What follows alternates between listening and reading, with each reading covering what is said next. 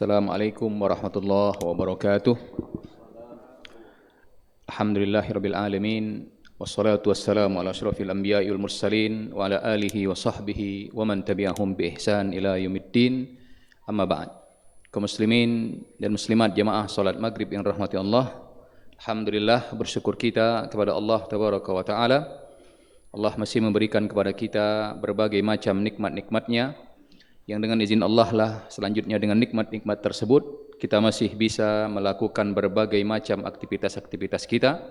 Oleh sebab itu, jangan sampai kita dengan berbagai macam kegiatan kita, jangan sampai kita lupa untuk beribadah, untuk terus bersyukur kepada Allah, karena pada hakikatnya dengan bantuan Allah sajalah kita dapat menyelesaikan berbagai macam aktivitas-aktivitas kita, dan kita dapat mendapatkan berbagai macam mungkin prestasi-prestasi yang telah kita ciptakan. Dan di sisi lain ada saudara-saudara kita yang sedang diuji oleh Allah ya dengan sakit. Kita berdoa kepada Allah agar saudara kita, saudara-saudari kita diberikan kesabaran, diberikan kesembuhan segera, dan dijadikan ujian yang menimpa mereka sebagai salah satu penyebab diangkatnya derajat mereka yang lebih tinggi di sisi Allah tabaraka wa taala. Dan bagi kita yang sedang mendampingi atau mengunjungi saudara atau saudari kita yang sakit, untuk tidak lupa senantiasa saling mengingatkan untuk terus mendekatkan diri kepada Allah. Gabungkan antara usaha dengan doa dan tawakal kita kepada Allah tabaraka wa taala. Jemaah salat maghrib yang dirahmati Allah, pada saat sekarang ini kita berada di bulan Safar, kurang lebih tanggal 12 Safar. Ada satu hadis yang diriwayatkan oleh Imam Al-Bukhari dan Muslim dari jalur sahabat yang mulia Abu Hurairah radhiyallahu anhu. Rasulullah sallallahu alaihi wasallam bersabda berkaitan dengan bulan Safar atau berkaitan dengan keyakinan sebahagian orang berkaitan dengan bulan Safar ini. Apa hadisnya? Kata Rasul sallallahu alaihi wasallam, la adwa wala tiyarata wala hamata wala safara. Adwa artinya adalah penyakit menular. Dulu orang-orang Arab jahiliyah berkeyakinan bahwa penyakit itu menular dengan sendirinya tanpa ada campur tangan Allah. Jadi kalau seseorang sudah kena penyakit menular, apalagi kena penyakit berbahaya, mereka meyakini pasti mati tanpa ada hubungannya dengan Allah. Tentunya ini keyakinan yang batil ya. Ada sebahagian penyakit betul ya, dia punya potensi menular, bahkan punya potensi mematikan. Tetapi penyakit itu tidak menular, tidak mematikan dengan sendirinya. Dia punya potensi, tapi potensi itu baru bisa terjadi kalau mendapatkan izin dari Allah. Ya, maka ketika kita terkena penyakit, katakan penyakit menular, atau bahkan terkadang penyakit yang bisa saja menyebabkan kematian, ya, dan ini terbukti secara ilmiah, ada di antara penyakit-penyakit yang menular, penyakit-penyakit yang bisa menyebabkan kematian. Maka kita diperintahkan untuk berobat dengan obat-obat yang dibenarkan ya dalam Islam. Tetapi juga jangan lupa untuk bertawakal kepada Allah. Ini juga prinsip kita dalam berobat. Ya, kita datang ke rumah sakit, ini sebuah usaha yang memang harus kita lakukan. Ya, tetapi jangan lupa bahwa kesembuhan itu hakikatnya datang dari Allah. Ya. Obat, dokter, rumah sakit ini kan sebab. Ya, tanpa izin Allah semuanya tidak bisa. Tapi bukan berarti kita meninggalkan usaha, tidak. Ya. Maka Rasulullah SAW dalam hadisnya menolak atau membantah keyakinan orang-orang jahiliyah dulu yang meyakini bahwa penyakit itu menular dengan sendirinya tanpa ada izin dari Allah. Apa yang terjadi? Maka mereka pun tidak pernah meminta bantuan Allah, tidak pernah bersandar kepada Allah. Kalau sakit, yang penting cari obat, yang penting ketemu dokter, ya, nggak perlu doa, nggak perlu ya minta-minta bantuan Allah. Ini salahnya di situ. Tapi Islam mengajarkan kita adalah silahkan berusaha secara maksimal, datangi dokter, minum obat yang memang terbukti secara ilmiah bisa menyembuhkan, tapi jangan lupa untuk bersandar dan meminta bantuan Allah ya. Jadi digabungkan. Jadi kata Rasulullah, la adwa. Jadi tidak benar keyakinan yang menyatakan bahwa penyakit itu menular dengan sendirinya tanpa ada campur tangan Allah. Semuanya yang terjadi di dunia ini adalah atas kehendak Allah. Tidak ada sesuatu yang terjadi di dunia ini kecuali semuanya di bawah kehendak Allah. Kalau Allah tidak menginginkan, tidak akan mungkin terjadi. Baik itu berupa kebaikan atau itu berupa keburukan. Semuanya atas izin Allah. Kalau Allah tidak mengizinkan, tidak mungkin terjadi. Selanjutnya kata Rasulullah SAW, la adwa wa la tiyarota. Tiaroh ini diambil dari kata tairun, yang berarti burung. Ini juga kebiasaan orang-orang jahiliyah dulu adalah mereka kalau mau berpergian, ya, atau kalau ingin melakukan sebuah perkara yang besar, maka mereka minta petunjuk sama burung. Apa yang mereka lakukan? Sebelum mereka safar, sebelum mereka pergi jauh, maka mereka menerbangkan burung. Ya, ini dalam beberapa para ulama kita menyebutkan ya istilah-istilah yang mereka gunakan. Kalau burungnya ke kanan namanya sa'ih. Ya. Kalau burungnya ke kiri namanya barih. Kalau burungnya ke depan namanya natih. Kalau burungnya ke belakang namanya qaid. Ini istilah yang mereka gunakan. Apa maknanya? Kalau burung itu dilepaskan dan ke kanan, kata mereka ini keyakinan mereka menunjukkan kebaikan. Maka mereka pun melakukan perjalanan. Maka mereka pun melakukan apa-apa yang mereka inginkan. Kalau burung itu dilepaskan ternyata ke kiri, wah ini sial. Maka mereka tidak mau melakukan sebuah perjalanan atau tidak mau melakukan sebuah kegiatan. Jamaah salat maghrib yang dirahmati Allah ya. Tentunya ini keyakinan yang tidak benar ya, keyakinan yang batil ya. Kenapa? Karena terbangnya burung ke kanan dan ke kiri itu tidak ada hubungannya dengan keselamatan atau dengan kesialan. Tidak ada terbukti secara ilmiah kalau burung terbangnya ke kanan berarti menunjukkan keberuntungan. Ya. Dan juga tidak ada terdapat dalam Al-Qur'an kalau burung terbang ke kanan itu menunjukkan kebaikan. Begitu juga kalau burung terbang ke kiri, tidak ada penelitian secara ilmiah kalau itu menunjukkan kesialan. Ini keyakinan orang-orang Arab jahiliyah dahulu yang mereka meyakini hal tersebut ya. Ya, bersandar ya kepada sesuatu yang itu tidak terbukti secara ilmiah atau juga tidak terbukti secara syariah. Ini yang kebiasaan mereka, melepas burung. Ini namanya tiaroh ya. Ya, tiaroh. Sebagian ulama kita membedakan antara tiaroh dengan tatoyur. Kalau tatoyur ini keyakinannya, ya, menganggap sial kalau burung itu terbang ke kiri. Ya. Tapi kalau tatoyur itu adalah perbuatannya. Nah, jadi karena dia kalau tengok burungnya terbang ke kiri, ini namanya tatoyur. Ya, maka ini keyakinannya. Maka kalau setelah itu apa? Dia tidak mau berjalan, tidak mau pergi. Ya, ini ditolak oleh Rasul ya sallallahu alaihi wasallam. Tidak dibantah. Bahkan kata Rasulullah, at-tiyaratu syirkun, at-tiyaratu syirkun, at-tiyaratu syirkun. Ya. Bersandar kepada burung dalam menentukan baik atau buruk itu adalah sebuah kesyirikan. Itu sebuah maksiat. Kenapa? Karena para ulama kita mengatakan ketika seseorang bersandar kepada sesuatu yang tidak terbukti secara ilmiah, tidak terbukti secara syariah, maka yang pertama dia telah lari dari bersandar kepada Allah. Padahal kita diperintahkan untuk apa? Bersandar kepada Allah. Kata Allah tabaraka wa ta'ala, wa 'alallahi falyatawakkalu in kuntum mu'minin. Kepada Allah lah kalian bersandar, bertawakal kalau benar-benar kalian adalah orang yang beriman. Juga kata Allah, wa may yatawakkal 'ala Allah fahuwa hasbuh. Siapa yang bertawakal, bersandar kepada Allah, meminta bantuan Allah, tentunya dengan diusahi dengan usaha, maka Allah akan bantu dia. Maka bertawakal itu kepada Allah, bukan kepada burung, bukan kepada ular yang lewat. Ya, ini tentunya perbuatan juga yang salah ya. Dan tiaroh ini nanti banyak bentuknya ya. Kalau kebiasaan orang Arab dengan burung, di sebagian masyarakat lain ada yang dengan hal-hal lain. Misalnya kalau dia keluar rumah melihat ular, ya kalau dia melihat ular takut dipatok, ini benar karena ular bisa matok, apalagi ular yang berbisa.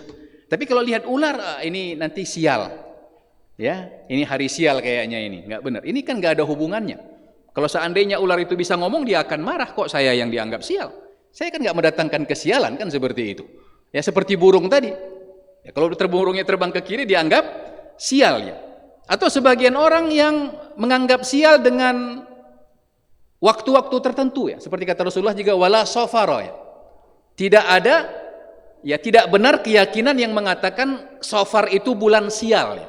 Nah, ini kalau orang Arab jahiliyah menganggap bulan Safar ini bulan sial, ya, maka mereka tidak akan melakukan aktivitas-aktivitas di bulan Safar ini, ya, tidak akan melakukan kegiatan-kegiatan besar, ya. Tidak akan menikah di bulan Safar. Kenapa? Ini bulan sial, ya.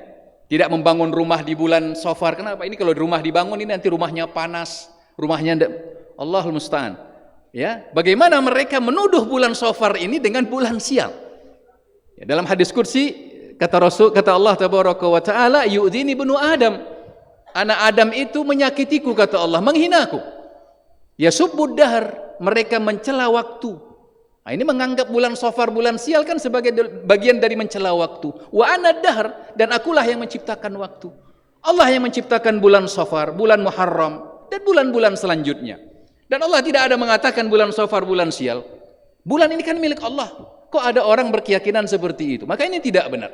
Ya, jadi tiaroh tadi merasa sial tadi bisa dengan waktu-waktu tertentu dianggap sebagai waktu yang sial, atau dengan angka-angka.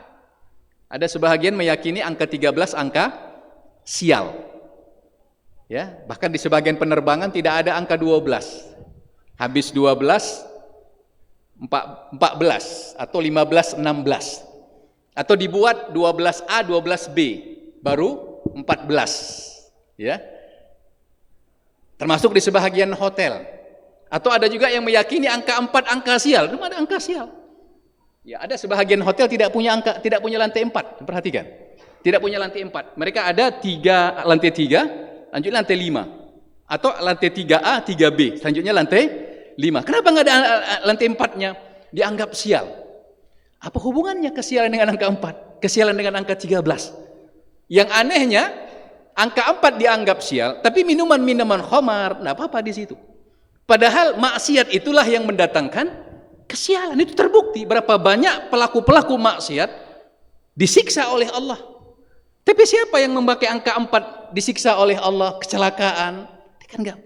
Dan perlu diingat ya, bahwa Allah itu bersama persangkaan seorang hamba. Maksudnya apa? Persangkaan seorang hamba itu cenderung akan dikabulkan oleh Allah.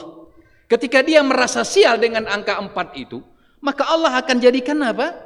Sebab kesialan bagi dia itu. Maka jangan suka mudah untuk menganggap sial.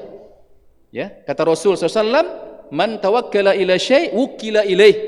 Siapa yang bersandar kepada sesuatu, Allah akan sandarkan kepadanya. Karena dia menganggap angka 13 itu sial, maka ketika dia pakai baju 13, Allah jadikan dia sial. Karena dia menganggap angka 4 itu sial, ketika dia rumah ada lantai 4-nya, maka Allah jadikan kesialan di dalamnya itu. Maka jauhi diri kita ini dari penyakit ya seperti ini, ya, menganggap sial sesuatu yang itu tidak terbukti. Juga kata Rasulullah, wala hamata, tidak juga burung hamah itu bumah ya, burung hantu ya. Ada sebagian orang menganggap kalau ada dengar suara burung hantu dianggap sial juga. Ya, ini banyak sekali hal-hal yang seperti ini yang tidak benar ya, yang tentunya ini perlu kita perbaikin.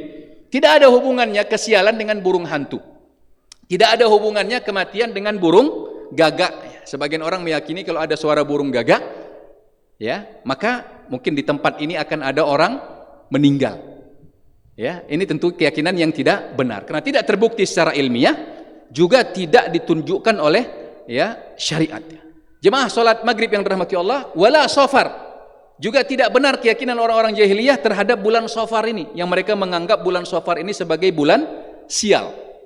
Ya, jadi tidak boleh kita menganggap ada waktu-waktu ya tertentu yang itu tidak ditunjukkan ya secara syariat dan tidak terbukti secara ilmiah, ya kita menganggapnya sebagai waktu yang sial. Ya, seperti bulan Safar ini kan bukan bulan sial. Ya, bukan bulan sial. Kalau kita mau lakukan aktivitas, lakukan aktivitas. Minta bantuan Allah. Usaha maksimal, jalan. Begitu juga ketika kita mau melakukan perjalanan jauh. Ya, siapkan kendaraan kita dengan baik. Periksa mesinnya, cek olinya, cek bannya, siapkan minyaknya, siapkan perbekalan. Selanjutnya bersandar sama Allah. Ya, jangan menganggap wah ini ada ular di dalamnya, ini berarti menunjukkan kesialan. Nah, ini tidak benar. Ini adalah perbuatan yang tidak benar. Jemaah salat maghrib yang dirahmati Allah. Nah, berkaitan dengan bulan Shafar ini ada dua hal ya, keyakinan orang jahiliyah yang ditolak ya oleh Islam ya. Yang pertama keyakinan mereka tadi bahwa bulan Shafar ini bulan sial ya. Yang kedua adalah bagaimana orang-orang Arab jahiliyah dulu suka mengotak-ngatik waktu ya. Suka mengotak-ngatik waktu atau mengotak-atik aturan. Ini juga sebuah perbuatan yang tidak baik. Bagaimana itu? Ya, para ulama kita menyebutkan beberapa kebiasaan orang-orang Arab jahiliyah dulu, bulan Shafar ini sebagian mereka dimasukkan ke dalam bulan haram ya. Dalam bulan haram. Padahal bulan haram itu kan 4. Ya, Zulqa'dah, Zulhijjah, Muharram dan Rajab. Ya, ini bulan yang diharamkan untuk berperang ya pada waktu dulu. Nah, orang Arab jahiliyah apa yang mereka lakukan? Bulan Shafar ini juga dimasukkan ke dalam kelompok bulan haram. Padahal itu bukan masuk dalam kelompok bulan haram. Ya, jadi mereka suka mengotak-atik aturan. Dan terkadang juga apa yang mereka lakukan?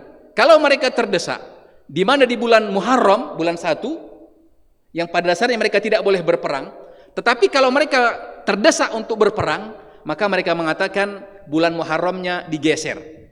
Ya, Muharram itu dianggap sebagai bulan Shafar. Kapan Muharramnya? Nanti. Bulan kedua dia jadikan bulan Muharram. Ya. Ini juga keyakinan perbuatan orang-orang jahiliyah dulu yang ditolak oleh Islam. Maka kata para ulama kita, la Shafara maknanya dua minimal. Yang pertama adalah tidak benar keyakinan orang-orang Arab jahiliyah yang menganggap bulan Shafar sebagai bulan sial, dan juga tidak benar perbuatan orang-orang Arab jahiliyah yang suka mengotak-ngatik aturan, termasuk mengotak-ngatik waktu bulan Shafar tersebut. Ya, sehingga diotak-atik sesuai dengan keinginan mereka. Tentunya ini sebuah perbuatan yang tidak benar ya. Ketika seseorang suka mengotak-ngatik hukum sesuai dengan kepentingan pribadinya. Ketika itu menguntungkan dia mengatakan ini baik, harus dikerjakan. Tapi ketika itu tidak menguntungkan dia dikatakan tidak boleh. Ya. Ketika ibadah itu menyenangkan bagi dia, maka dia lakukan, harus kita lakukan. Tetapi ketika sebuah syariat itu tidak mendukungnya, maka dia menolak syariat tersebut. Ini juga sebuah perbuatan yang tidak benar ya. Jemaah salat maghrib yang dirahmati Allah ya, semoga Allah menyelamatkan kita dari keyakinan-keyakinan dan perbuatan-perbuatan seperti ini. Maka hendaknya ya kita senantiasa bertawakal ya kepada Allah tabaraka wa taala, meminta bantuan Allah ya. Dan hendaknya kita menyadari bahwa keberuntungan itu datangnya dari Allah. Sebagaimana kata Allah, "Wa ma bikum min ni'matin faminallah." Tidak ada kebaikan, keberuntungan yang kalian dapatkan kecuali itu datangnya dari Allah. Dan juga tidak ada bencana, tidak ada musibah, tidak ada mudarat kecuali juga datangnya dari Allah tabaraka wa taala. Sebagaimana kata Allah, "Wa iyyamsaskallahu bidurrin fala kashifa lahu illahu." Jika kamu didatangi musibah, didatangi bencana, didatangi mudarat, kata Allah, tidak ada yang bisa mengangkatnya kecuali Allah. Termasuk ketika kita sakit atau ketika ada saudara kita sakit, tidak ada yang bisa mengangkat penyakit tersebut, tidak ada yang bisa menyembuhkan penyakit tersebut kecuali Allah. Adapun berobat, mendatangi dokter, konsultasi, ini adalah sebab yang memang kita diperintahkan untuk melakukannya. Tapi pada hakikatnya yang bisa menyembuhkan itu Allah. Semoga Allah menjadikan kita hamba-hambanya yang senantiasa terus bertawakal, bersandar kepada Allah dengan tetap melakukan usaha-usaha yang diizinkan, yang diperbolehkan oleh ya syariat kita. Demikian, semoga bermanfaat. Kita akhiri subhanakallahu bihamdik, asyhadu an la ilaha illa anta, astaghfiruka wa atubu ilaik. Wassalamualaikum warahmatullahi wabarakatuh.